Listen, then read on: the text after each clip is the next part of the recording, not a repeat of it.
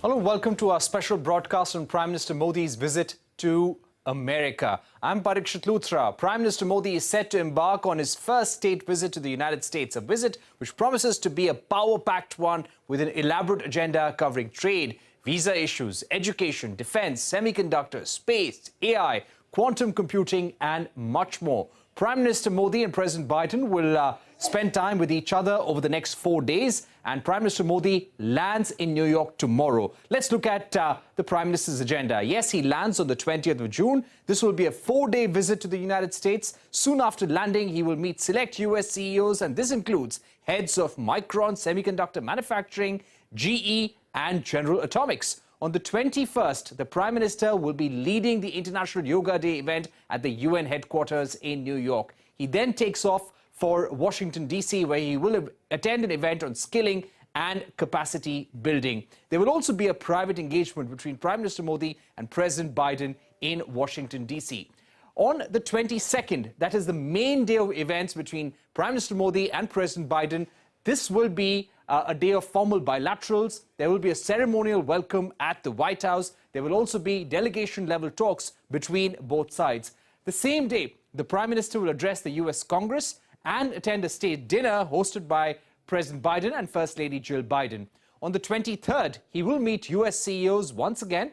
There will also be a lunch hosted for him by Vice President Kamala Harris and Secretary of State Antony Blinken. This will happen at the State Department in Washington, D.C. He will then address the Indian diaspora at the Reagan Center and leave for Egypt. The big deliverables from the U.S. visit. Yes, India-US will announce a roadmap for defense industrial cooperation and linking supply chains.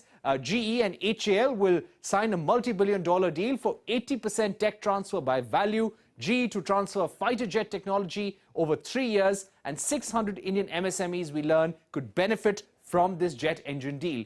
India will also sign a deal for procuring MQ-9 Reaper drones, a deal which is rumored to be around $3 billion.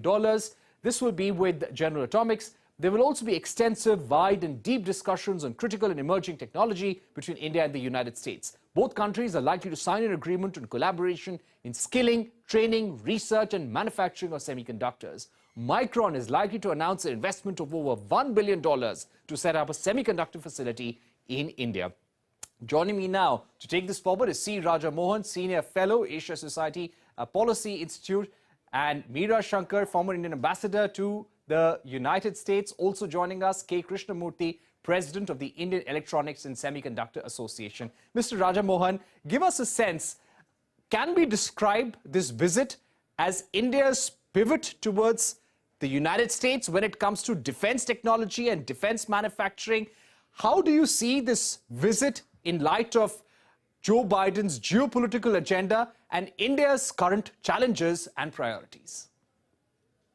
It's a culmination of nearly 20 years of effort by different governments in India, as well as different administrations in Washington, to build a relationship that would really be strategic in its really in a meaningful sense of deeper technological cooperation, of solid defense cooperation, and a collaboration on the broader economic front. So I think a number of factors of facilitating this. One, the changed international environment in Asia in particular, and the need for India and the US, I think, to pool their resources to be able to cope with the new international challenges, as well as in Asia. I think they're driving India and the US to a point where they are today really rapidly elevating their partnership. So I would say there's a turning point, there's an inflection point in the evolution of India-US relationship. Right. So this is a turning point, inflection point in India-US relations. Ambassador Meera Shankar, I'd like to ask you, is this unprecedented to see this level of high-level engagement between India and United States before any kind of visit? Since February this year, you've had NSA Ajit Doval, who's gone to the United States to have meetings with Jake Sullivan. There has been a visit by the Defense Secretary. There's been a visit by Secretary of Defense of the United States, Lloyd Austin, who was here very recently to meet Rajnath Singh. Ashwini Vaishnav, the telecom minister, Minister of Electronics and IT, he visited the United States. There have been meetings between Secretary Blinken and Mr. Jay Shankar as well. Do you think this level of engagement is unprecedented? Well, it's a very high level of engagement, but I think we've had this kind of level of engagement in the past. I mean, you had the transformative India-US nuclear deal, which involved very extensive contacts and negotiations with the United States, and the US government also working to modify the international system. Now, since then, we've been looking at liberalization of technology and defense exports from the United States to India, because the regulatory framework in the US for this, as far as India was concerned, was quite tight. So this whole process began under President Obama to liberalize these rules, and finally culminated in India being declared a major defense partner on par with the US's main allies, closest allies. Following that, you had the strategic trade authorization designation of India in the #1 category. And then we've also, over the last several years, signed very many foundational agreements for logistics cooperation, for communications compatibility and security, for sharing of geospatial data through BECA, the Basic Exchange and Cooperation Agreement, the Industrial Security Annex. So many foundational agreements have been put in place as building blocks. But yes, there were still obstacles in terms of actual willingness to transfer technology to India. And we're seeing that this barrier is likely to be breached during the visit of Prime Minister Modi to the United States. And so I would agree that this is an inflection point if these deals materialize and concretize during the visit, and we have agreements for them.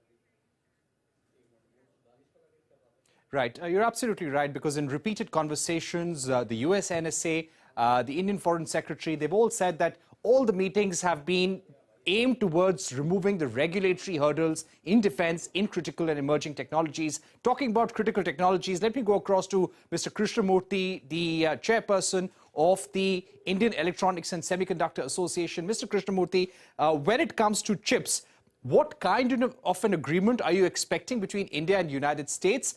And what have been some of the recommendations you've made to high-level delegations from the United States?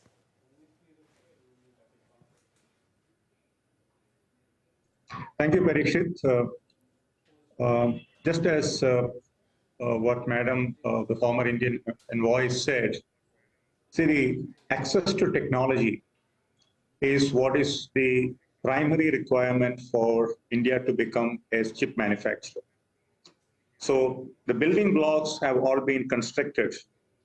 Now, with this visit by the Honorable Prime Minister, we expect path-breaking announcements to come, particularly in the areas of assembly, test, marking and packaging, what we call the AT&P or OSAT, to happen. There's a widespread expectation that this will happen during this visit. And that probably will be the, I would say, the first torchbearer kind of activity for many other technological inputs that will freely flow between United States and India. And I think the participation of the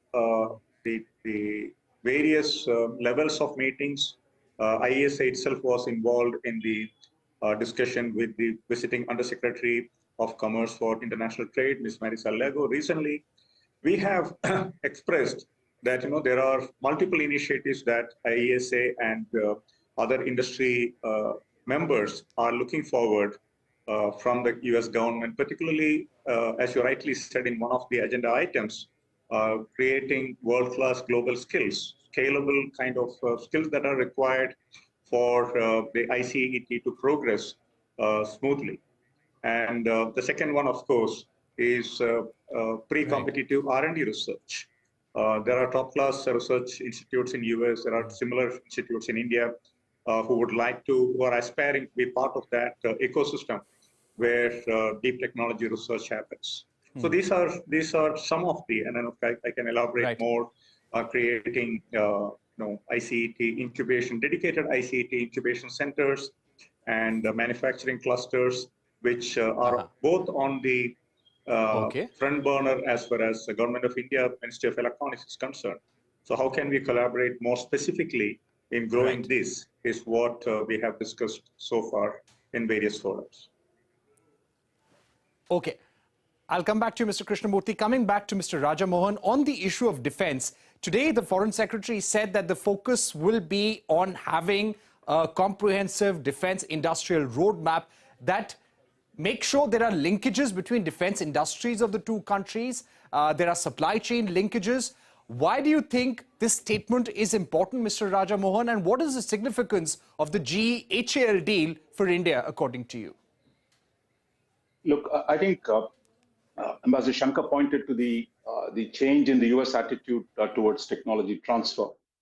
That's also been facilitated by Indian reforms, because I think Indian defense production was for far too long a monopoly of the defense public sector undertakings.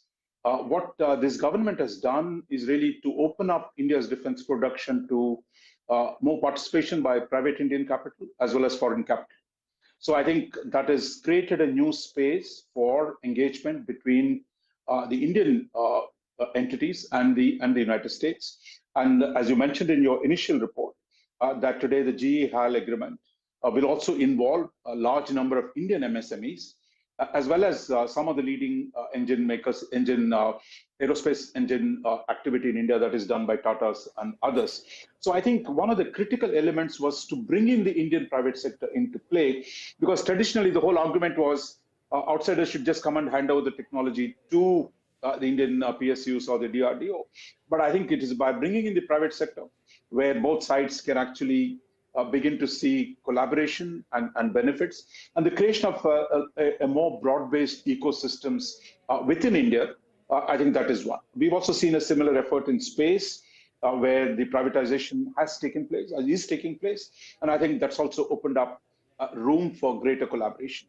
One of the third level at which we are operating, not just at the level of co-production, but also to bring the Indian universities, Indian innovation systems into the so-called innovation bridge with American universities, American research communities.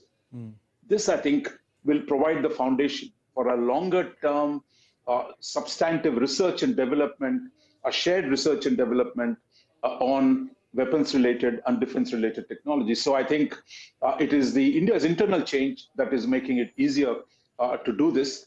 I would also say that what we've seen under the present government is to shed some of the political diffidence in engaging the United States. So I think that's also an important factor, because historically we tended to be squeamish about cooperating with the US. But today I think there is a much more greater confidence, a much greater sense of it is possible to have an interest-based, pragmatic engagement with the US on basis of mutual benefit, and not let ideological factors come in and undermine these possibilities. Right. Ambassador Meera Shankar, I'd like to ask you, how would some of India's closest allies and some of India's adversaries would be seeing this? We've had a very traditional, long-standing, decades-old defense relationship with Russia in defense manufacturing, co-production, defense technology. Now we see a strong support for a long-standing partnership with the United States as well. How do you see Russia seeing what's happening, the series of agreements in the defense sector that we're working on with the United States? How would China be seeing these developments as well? Look, I think the India-US collaboration in defense is not aimed at Russia. It is aimed at building India's own technical capabilities and creating a defense manufacturing base in India in the sectors which we would prioritize. clearly, this is again a process which has continued over many years, where we have been seeking to diversify the sources of our supply, buying from whoever provided us the best technology and the best costs for any weapon system, and now looking at actually upgrading technology manufacturing in India. So, for instance, France is the #2 defense exporter to India after Russia. Then you have Israel and the US. So I think, again, this is part of a process. It is not aimed at any particular country, but it is aimed at strengthening our strategic partnership, which we think will help to shape a more stable balance in the Indo-Pacific region and contribute to peace and prosperity in this region. Because this region cannot prosper under the dominance or bullying of any one country. Right. Those are important points. And we will also ask Mr. Krishna Moorthy about what has been the level of interest among US companies, global semiconductor manufacturers in India's semicon program, and why have some of the changes taken place ahead of this visit of Prime Minister Modi. We're going to take a short break. Don't go anywhere. C. Rajan, Mohan, Meera Shankar, Krishna Moorthy, remain with us. We'll come back to this discussion in just a short while.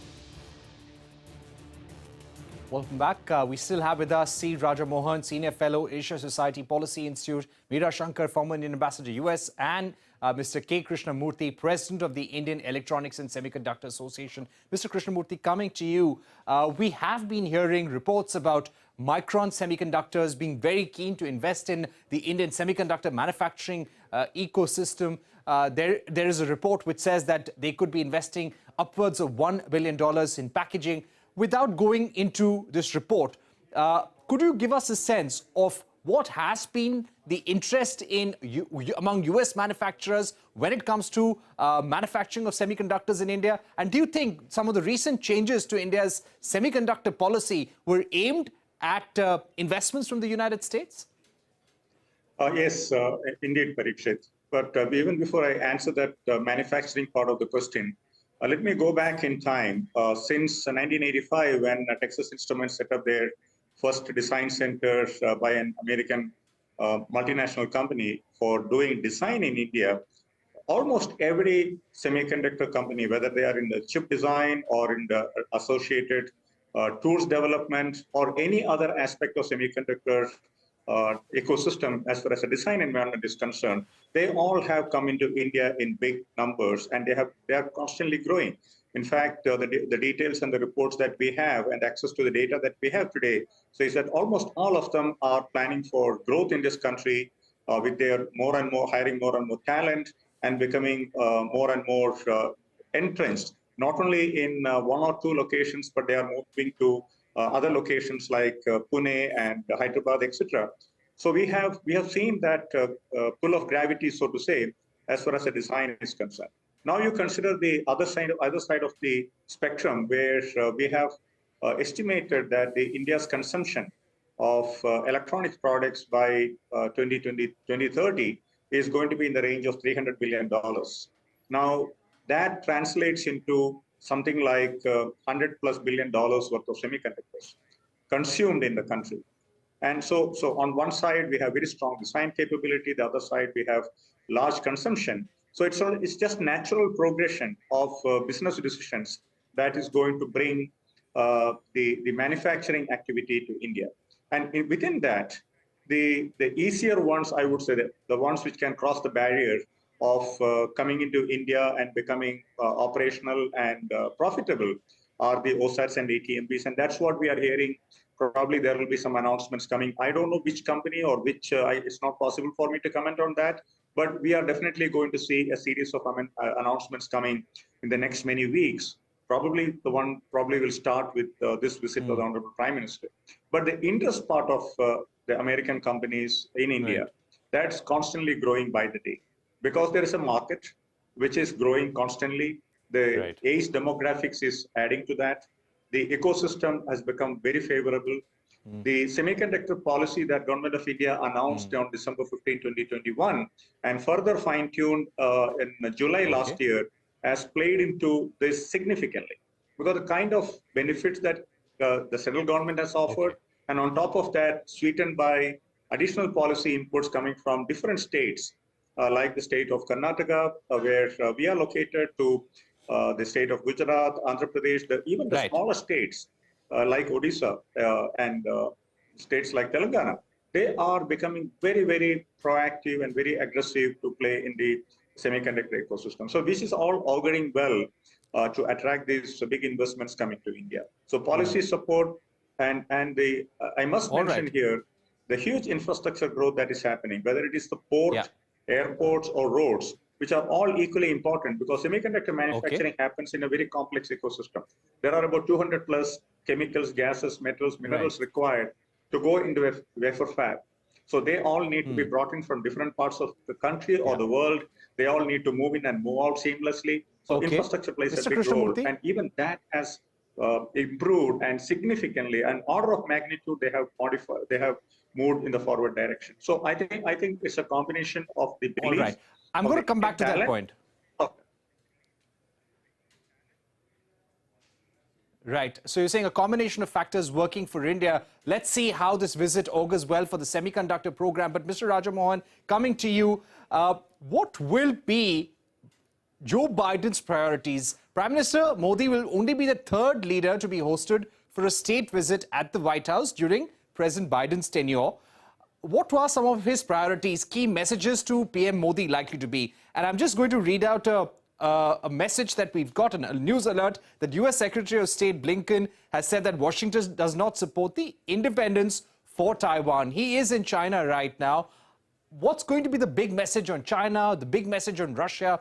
And when it comes to geopolitical challenges for US right now, what does Joe Biden want from India? I think what Biden is looking at is that strengthening India, an India that emerges as a critical factor in Asian security, is in their interest. That's the reason, I think, why they're willing today to transfer advanced defense technologies. And their officials, US officials, have said explicitly, a strong India, a capable India that can deter Chinese adventurism in Asia is in their interest. And an India that can contribute to regional security through various forms of partnerships, collaborations. That's also in the US interest. And on the economic side, the message is, as the US tries to reconfigure the global economic order, that the partnership with India in reordering resilient supply chains, in creating new technology coalitions, that too is in the interest of the United States. So I think what you see here is a convergence of interests, and that it is not that it is one side doing favors to the other. And I think today, in India that is pragmatic and a US that is open to strengthening India, I think have come together. On the China question, look, I don't think we should jump at every time there is a meeting between Americans and the Chinese. I mean, we have a tendency to think every time Chinese and the Americans meet, there is going to be a G2. The relationship has never been as bad as it is today, for the first time since the late 70s. What the Blinken visit is about trying to find some form of calming things down. But I don't think so far what I've read about the visit, it's going very far. Our statement on Taiwan is nothing new. Chinese are not going to be impressed by that statement. What we're seeing today is that really an attempt to manage the deep contradictions between US and China. In fact, I would say China's relationship with Russia are on the upswing. The relationship with US will continue to be problematic for the foreseeable future, given the deep structural contradictions that exist between the two of them. Okay. All right, we've run out of time, but Mr. Rajan Mohan, Ambassador Meera Shankar, and Mr. Krishna Moorthy, thank you very much for giving us a holistic picture of Prime Minister Modi's aims and objectives as he embarks on this state visit to the United States. With that, it's a wrap on this edition of News Center. News continues on CNBC-TV18. Stay tuned.